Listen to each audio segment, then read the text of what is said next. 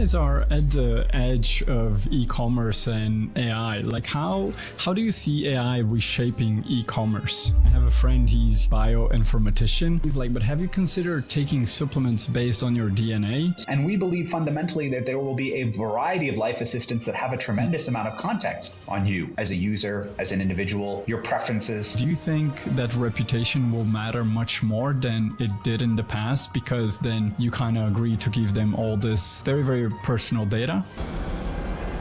You can tell us a little bit about what's the Prosus strategy for Europe and why are you bullish? We're seeing a generational shift in Europe. Looking broadly at different continents as a firm, is there like an information arbitrage that you can use to your advantage? There's a few different things. I think that the book is still being written.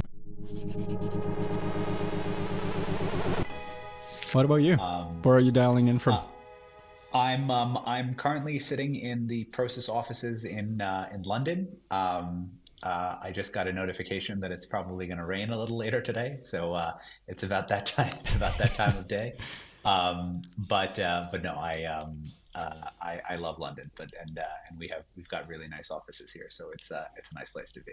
And how do you split your time? Because also I saw that you guys have offices in Amsterdam and also like maybe across the world. How do you split your time? I know that you're heading the investments in Europe, but you also travel to other locations, and in Europe, like how do you split your time? Yeah, so I would say that I spend a lot of my time on the road, a lot of time traveling, a lot of time meeting founders, some people from our larger organization. I go to Amsterdam fairly frequently.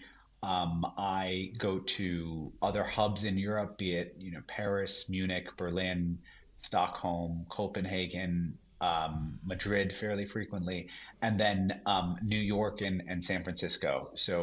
But those are probably the areas where I spend most of my time. Specifically for European founders that we work with, having some connectivity in the US is helpful. And a lot of founders either are expanding into the US or are looking for or have moved to the US. So it's helpful to have some semblance of presence there, which is nice. But most of my time is kind of spent in either in transit or here in London.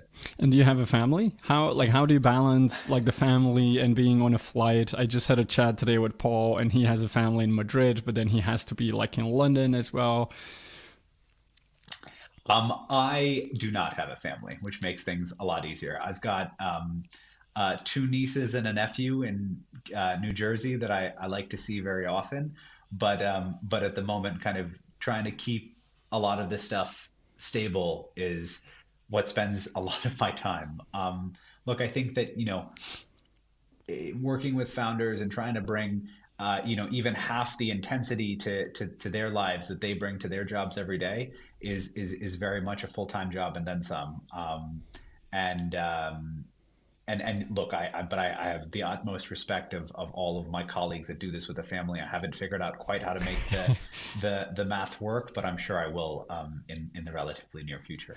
And then I was wondering, like, how did you get on the buy side? So looking at your profile, so that you started in the M&A team at Citi, I would assume that you worked quite a lot on the sell side, and then you kind of joined the buy side. How did that happen? And do you have like some memories in which you realize, oh, this is the buy side? Because it did happen for me, because I was just selling the investment to my partners. And then I quickly realized, wait, we're going to own a minority share of this company. Like I should tone my enthusiasm. Yeah, it's actually interesting because, I started my career in Citi Group in New York when I graduated college. And I actually didn't start in M&A. So I actually started in the back office of Citi Group doing finance and accounting for their investment bank. So very much kind of internal finance, accounting, strategy, etc. And then in 2012, for a confluence of family reasons, but also some professional opportunity, I moved to London to work in the in-house kind of consulting arm for Citi Group. And that was a really interesting time. That was when the original Eurozone crisis was happening. That was when there was what was famously coined as the pigs, which was Portugal, Italy, Greece, Spain, Ireland as countries that could have a risk of redenomination or restructuring.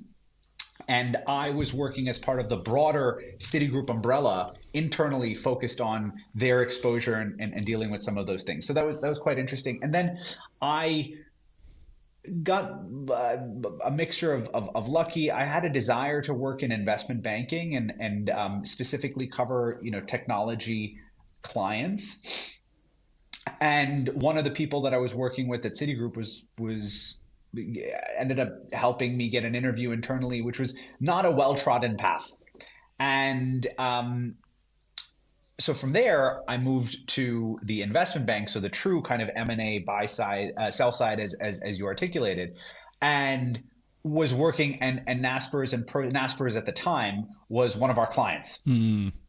And what ended up happening was a colleague that I was working very closely with ended up joining Naspers, and I followed him shortly thereafter. Inevitably speaking, one of the the red threads of my career is that it's about people, and it's about choosing who you work with, and there's always going to be interesting stuff, and making sure that you're intellectually stimulated is very much core, but spending time with people that you enjoy working with and learning from has always been has always been very important. And touching on the question that you asked, what was the moment that I realized? I remember once where, so when I joined, I think we were evaluating the overall, ride hailing landscape, right? So this is going to date me a little bit, but this was when, there were multiple ride hailing businesses all over, and Uber clones for the most part were sprouting up in a number of different markets.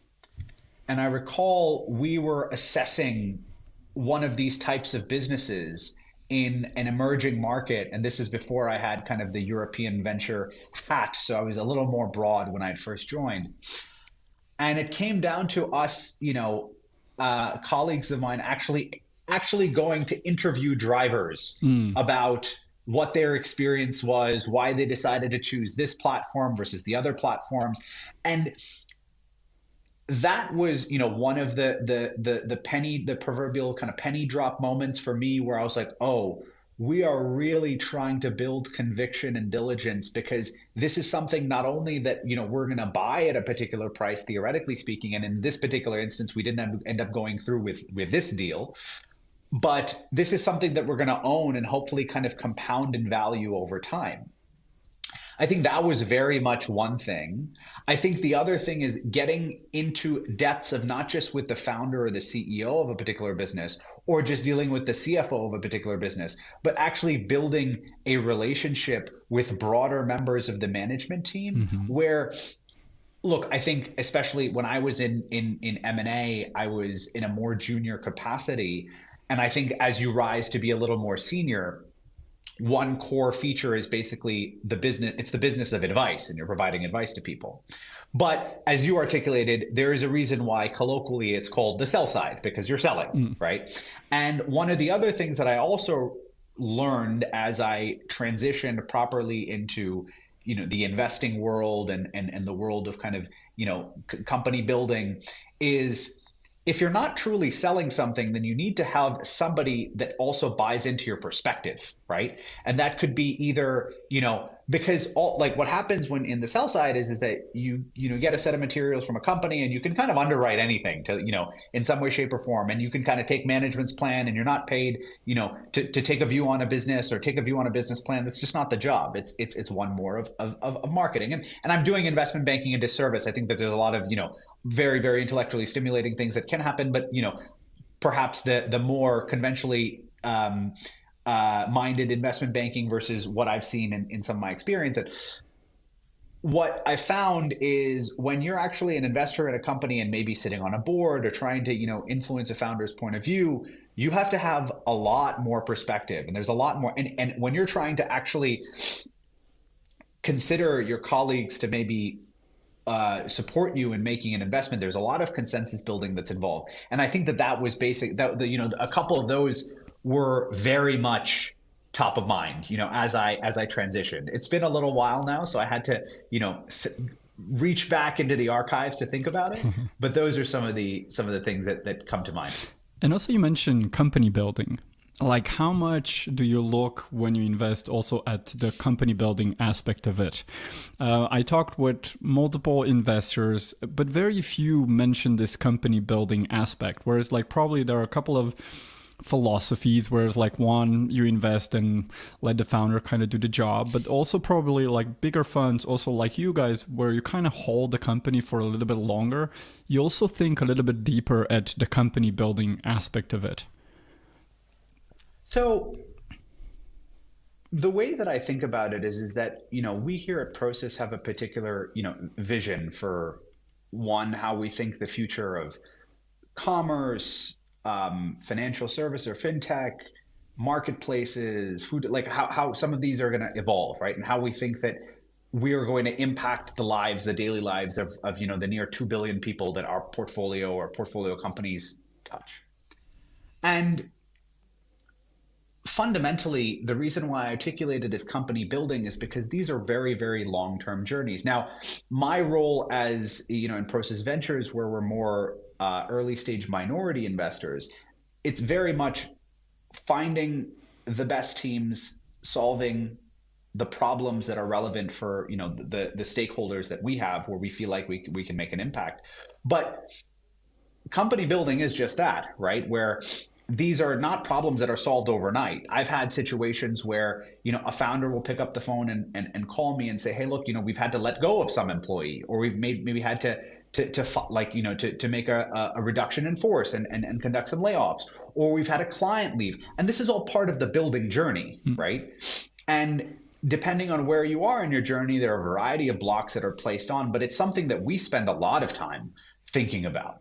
Because if you don't have a solid foundation, and if you aren't actually, building a company, then at the end of the day, what you are left with is either a collection of people or a collection of products. And in our view, neither of those have had enduring value, right? Enduring value is when companies are built. And that's typically speaking what we look for and how we look to partner with entrepreneurs. I mean, that's pretty impressive that the portfolio companies reach 2 billion people. It's just impressive. And also, you guys have a portfolio of about 200 billion assets under management, including Tencent, Delivery Hero, EMAG, which is also here in Romania, also OLX, among many, many others. And you focus on e-commerce and adjacent sectors that create the flywheel. With this new wave of AI, how do you try to embed it in the portfolio to increase the productivity? Because the problem with the new wave of AI is kind of twofold. One is like, hey, how do we assess a new investment? Because when we assess the product and the product building capabilities, it looks very, very different. But then how do we look at our portfolio companies and how can we embed AI in it? So what we look to do is we look to test and embed in real, like in real world problems, real world applications. And those could be things, as like customer support, or those could be things like logistics. Those could be things like personalization. There are a variety of our platforms, be them in the classified space, the e-commerce space, and the food delivery space, but there's a variety of real world applications where our either businesses that we own outright or our controlled companies, there are real world issues that theoretically speaking that they're facing, or applications of some of this technology. And what we typically do is when, I meet a founder, and this is to some extent irrespective of whether or not we decide to invest in a particular company, what we try and do is we try and find the best product and service that's out there that can create value, and then disseminate those learnings across our portfolio. So for example, I know you had Maddie on your podcast recently.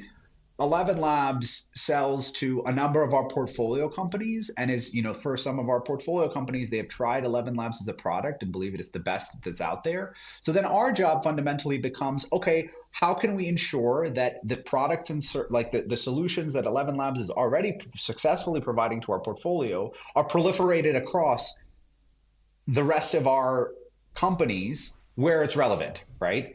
And I think that the core for us is basically one, scaling what works across some of our companies and sharing learnings. I think that's very, very important. And those could be either through companies that we've invested in, companies that we feel like that we can power, or solutions that are the best that are out there. And the advantage for us comes about knowing where we can apply AI. So not just building models, but like actually where is the application, where we can see the return on investment, and perhaps the tangible impact on customer happiness, right? Or stakeholder happiness, because that's kind of the key KPI. Where are you truly making somebody's job easier? So that's how we try and think about it. And have you found a way to systematically do that, or you're kind of doing it in an ad hoc way, like in a systematic way to benchmark what's working across your portfolio companies, take those learnings, create those playbooks, and then see if you can share the learnings across?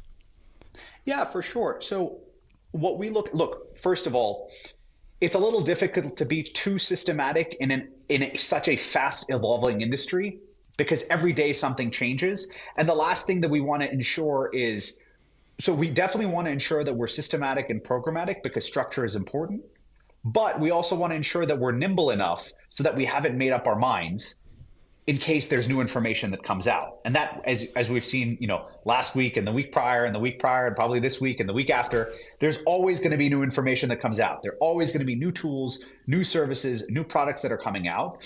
What we try and understand is, if we think about where value is generated, value accrues, and ultimately the solutions and capabilities there are today for our portfolio companies, and for some of the companies that we're looking for, and ultimately, for our where there is value, that's also what informs kind of which sorts of companies we're looking to kind of work with. If we think about where the value buckets are, that provides us at least, an area where we feel like we have enough knowledge, wherewithal, one, to go find entrepreneurs and explain to them, this is who Prosus is, this is what we can offer, these are the various tools and services that we've tried. And this is where we can feel, so if all of a sudden, I'll give you a good example. I'm sure that there's a tremendous amount of innovation that's currently happening in the world of oil and gas, for example. But that is not an area where I specifically spend time. So it's a little difficult for me to have, if there's a new oil and gas AI startup that comes to me, it's a little difficult for me to actually say, hey, these are the customers that I think that I can introduce you to. These are the areas where, historically speaking, that are of value, but also even to advise that founder, within the overall P&L, I actually think that, you might be working on a problem where the juice, theoretically speaking, isn't worth the squeeze. It's too difficult for not enough margin. And so those are some of the areas where we spend time. Now, there are plenty of people that are very, very well advanced in oil and gas, as an example, right? But And more often than not, when those amazing entrepreneurs come to me, I'll probably just go through my network to try and find who best is there. So we try and maintain focus, a combination of being systematic with our approach of what are the areas that are of value, but nimble enough to ensure that we are open-minded and able to move swiftly if there's something that we think that can move the needle and that we should adopt. And you guys are at the edge of e-commerce and AI. Like how do you see AI reshaping e-commerce? So there's a few different things. And there's obviously a lot in there, right? And I think that the book is still being written. But what we see is there's a shift from transactional platforms to adaptive and intelligent systems, right? So it's no longer just about, hey, there are some platforms that are out there where it's, hey, I'm looking for X, therefore I want to buy X or I want to buy Y. It's more trying to understand with context who you are, what is it that you're looking for, and what are the best tools and solutions that can serve you. And allowing you to basically think outside, and the system fundamentally allows the user to think outside the box. What that means is a higher level of personalization, more predictive experiences, and difference in discovery, pricing, and fulfillment, right? And to take some examples in the real world, it's as there is more and more context in there for, I'm drawing from a real world example, which is, one of my own, but I take a protein supplement, right? And I know that I basically am running out of my protein supplement, therefore I need to buy some new one. And I think that over time, with that context, knowing my training regimen, knowing my routine, knowing when I bought the last supplement, knowing how much protein I need to consume, knowing what my biomarkers are, all of that information will fuel a more personalized ability to be like, hey, have you thought about X? Have you thought about Y? And I think that that's very, very exciting. Now, that world is not here today. It's one that's there to come, but it's one that we're probably looking to and ideally solving for. Absolutely. I mean, like, how exciting. I have a friend, he's kind of building this, he has like 10 years as a bioinformatician. And also I'm telling him that I'm taking all the supplements, I'm very careful with my health. And he's like, but have you considered taking supplements based on your DNA and based on your blood? I'm like, oh my God, that's just so smart. But how do you, I guess, like with AI, also then you can learn what are the newest clinical trials, because maybe the protein that you just discussed is less effective than a new protein. So if you can continuously do type of discovery with a sort of companion, but would you then call it companion, the one that will bring you the personalization? Do you think we'll have several types of companions that would know us very well in certain areas, or do you think it'll be just like a chat GPT that knows everything? So I'm glad you asked that question. So we have a term internally which we call life assistant, which basically solves just for that. And we believe fundamentally that there will be a variety of life assistants that have a tremendous amount of context on you as a user, as an individual, your preferences. And ultimately those life assistants will have, and it's important for there, of course, to be an orchestra, right? Because there's a variety of life assistants, and maybe one for your health, maybe one for your education, maybe one for your financial wellness. All of these, theoretically speaking, are life assistants. And in some areas, also very, very extremely important to be augmented, with human support. But, taking a different example, I had to buy my nephew a video game, right? Like a new console as for his birthday. Cool. And it was amazing for me to actually be able to take, was like, well, I know what kind of games he likes, because historically we're like, all right, what's out there? It's like PlayStation, Xbox, whatever. I know what games he likes to play. I know what, I was able to get recommendations that were intelligent around some of those games. I knew what accessories that I was able to buy. All of these, theoretically speaking, and now talk about companions. There are also products and services that are coming out that are like co-pilots or assistants for gamers, which will help you kind of like throughout playing the game. They'll help give you nudges, historically speaking, which there were like walkthroughs and guidebooks for online. All of that's possible. So we really see this life assistant category as an area where it's one that provides high context, has information about the user, and is able to provide personalized recommendations in a way that's very thoughtful but adept to what user preferences are.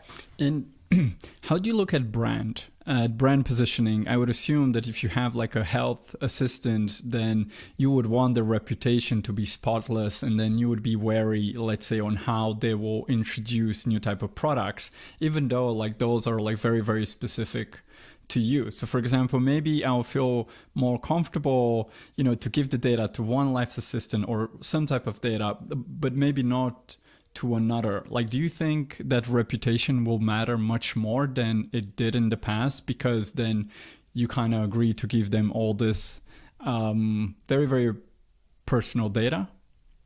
I think that, look, fundamentally, and we're seeing this play out, but trust and safety. So I don't think that the value of reputation has changed.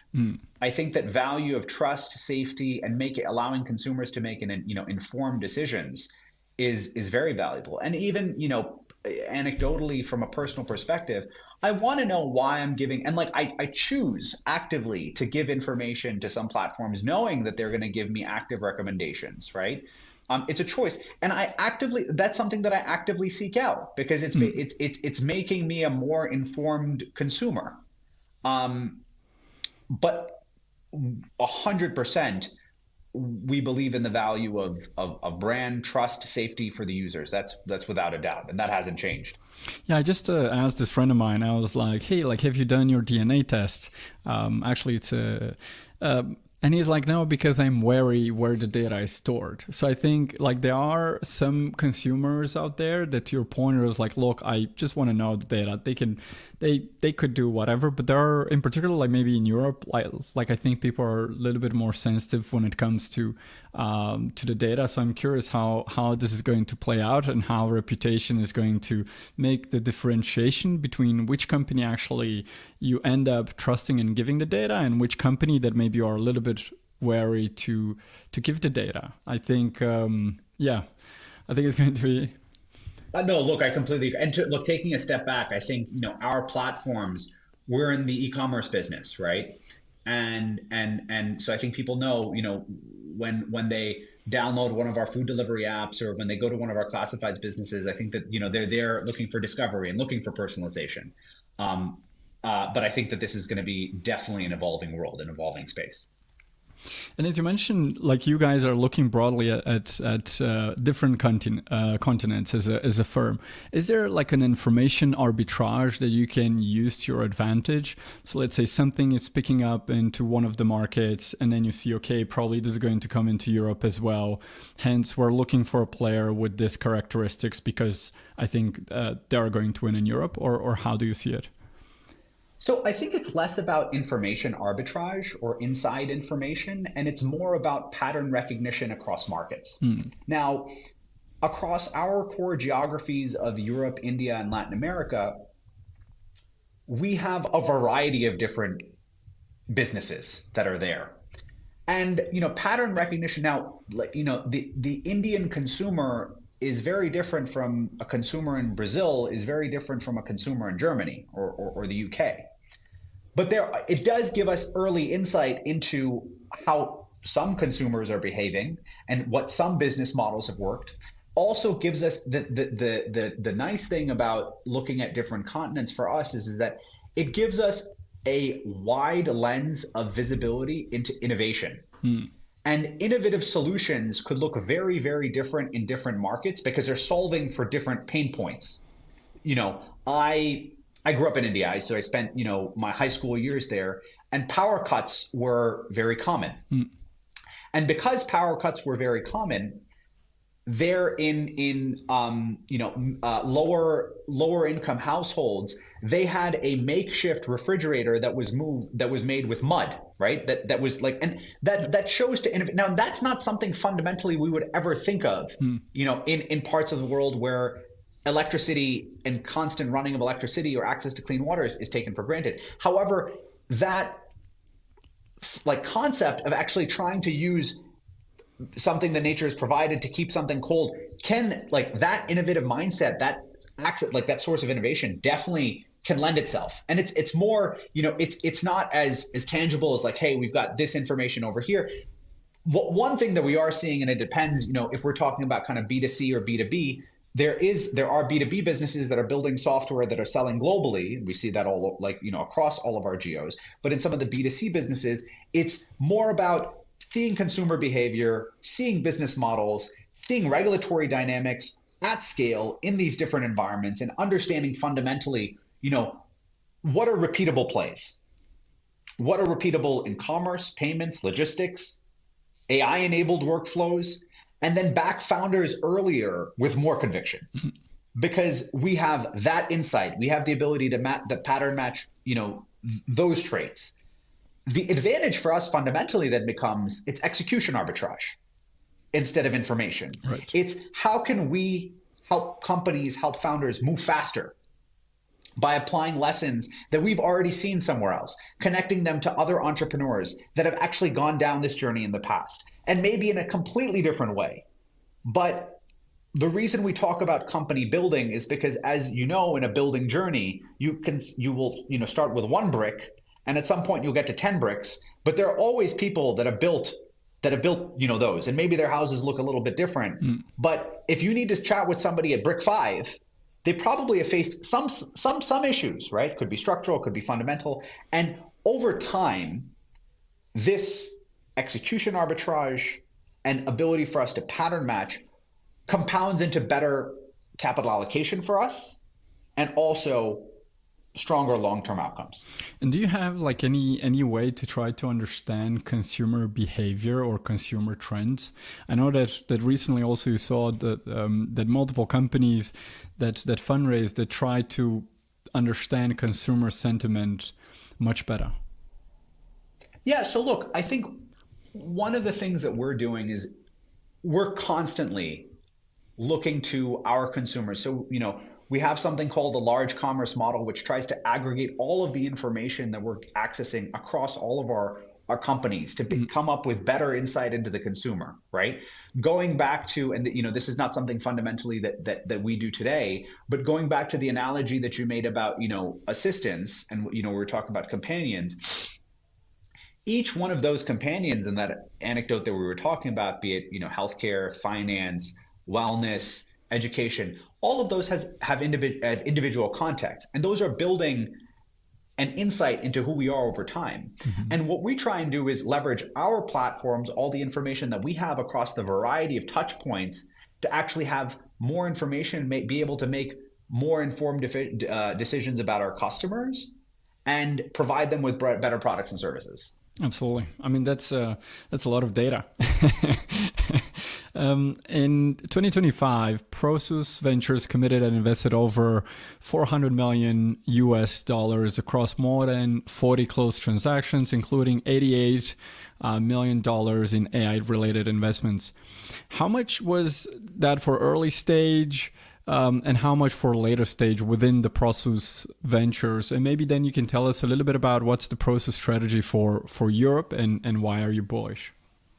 Okay, so I can't quite comment on the first bit because that's on the numbers component, so I can get our colleagues to come back to you. However, look, we're seeing a generational shift in Europe, and we're so excited. We're so excited about, one, the quality of companies that are coming out from Europe that are either AI first, the number of companies that are, first choice for consumers globally. And those could be everything from, software building to voice models to C2C commerce, right? We're seeing all of those. I think there's a lot of work to be done, I think, and there have been positive strides that have been made on the European front about making company building a little bit easier. There's still a lot of work to be done, but I think and look, I've been doing this for a little while now, and one thing that I can categorically say is that the level of ambition in Europe from founders that we're seeing is unlike any that we've seen before. And the desire to build, generational companies is very, very strong. $1 trillion businesses. And that's something that, makes me so excited to, you were asking earlier about kind of time allocation. It makes me so excited to spend time here in Europe and meet kind of founders. I spent time with a founder earlier today where they're competing head to head with a US company and, in kind of an AI native product, and it's not about, hey, are we going to sell early, or we're going to be the number one player, and like that for me is really really powerful. I think the other thing as well that I see is that Europe has access to such incredible technical talent that has a very strong desire to build, live, and be based in Europe. That also just makes me very excited to be here. I think it's an incredibly time to be investing in and building companies in Europe. I mean, also we're very happy to have you here and be part of the company building with some of the European entrepreneurs. Indeed, I think like this is something that I hear again and again, that the level of ambition has risen, whereas like maybe just a few years ago, like the investor should push the entrepreneur. Okay, maybe you should think bigger. I think like now that's not the case anymore. It's good like if it happens, but now I think you do have several European entrepreneurs that have done it before. You have new generations of entrepreneurs with the scars. You have more capital. So very excited about this. And Yeah, look, I think you're absolutely right. There's definitely a desire from, established founders to give back, but there's also, less of the sentiment that like, it can't be built from here. So I'll give you an example. We backed this company out of Switzerland called Flexion Robotics. Yes. I think it was announced in December. And they're building the intelligence layer for humanoids. And from our perspective, this TAM is about as big as it gets, right? It's, supporting and augmenting robotics and physical labor is just such an ambitious goal. And the team here from my perspective is world class. And they come from Europe, and they're from Switzerland, and they're able to attract best in class talent, best in class advisors to try and build something that could be truly generational. And from my perspective, that's very different.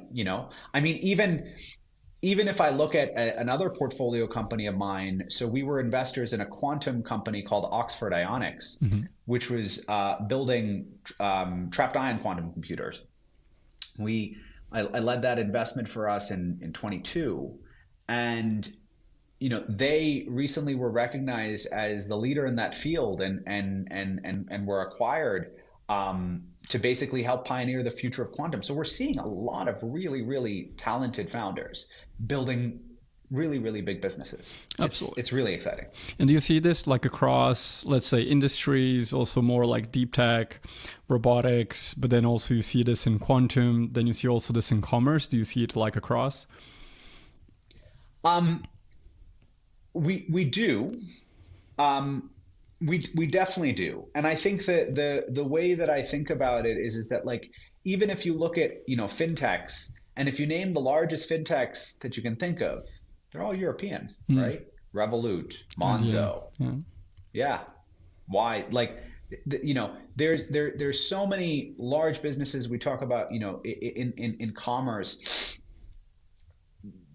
We very, very much feel that's the case. Now, there is a difference between, commerce that is hyper local versus global.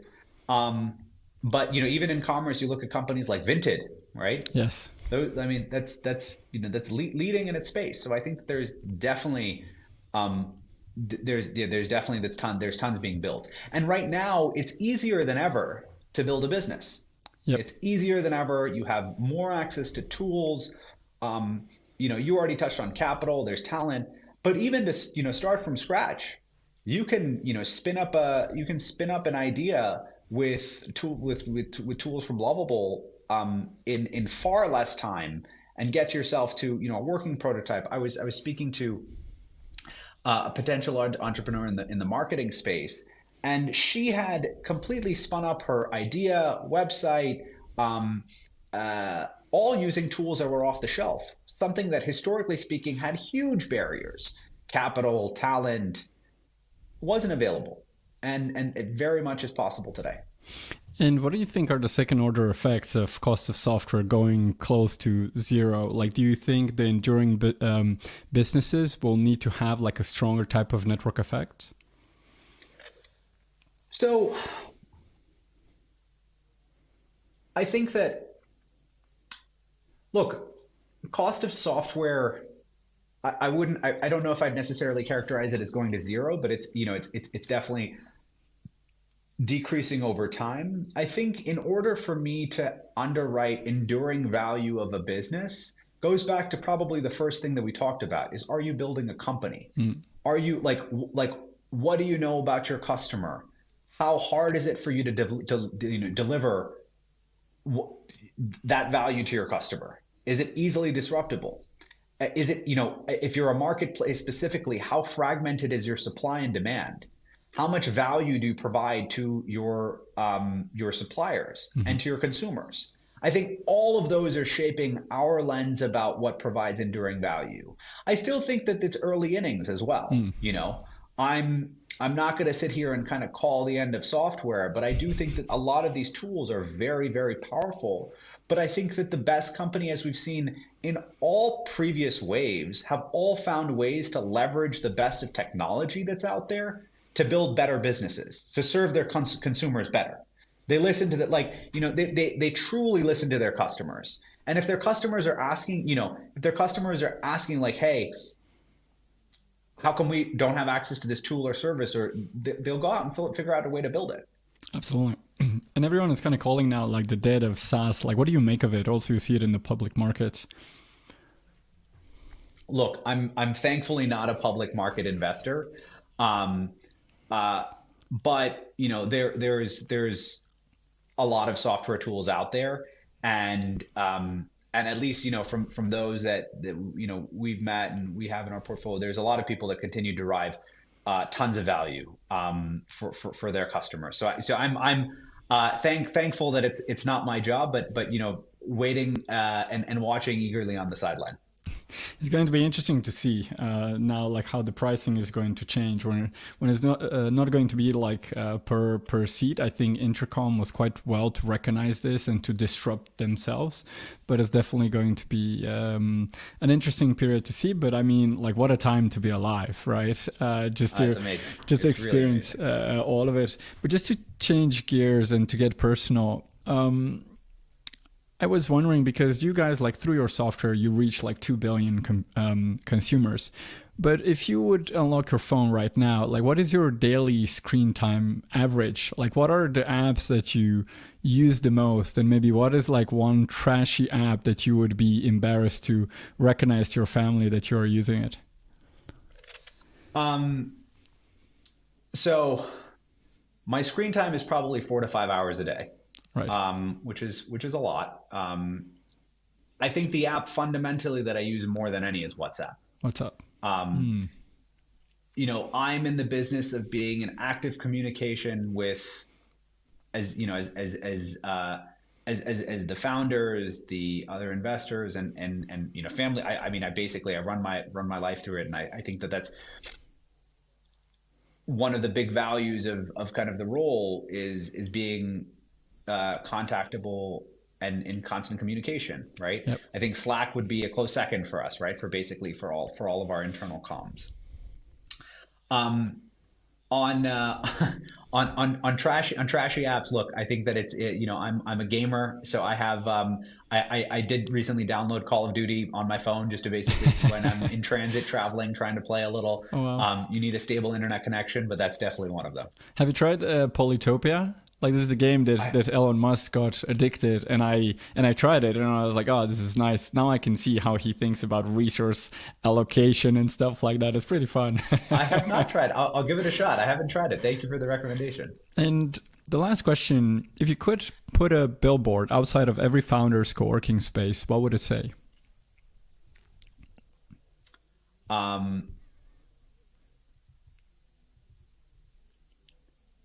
Probably build for your customers and listen to your team. Something simple like that. The companies that I found that have truly, endured over time have. It's tough whenever when I've had this conversation with people where it's like, you can always listen to your customers, but your customers know what they need right now. But it's important for a founder to know actually what's coming down. And more often than not, where they get that insight from is their team.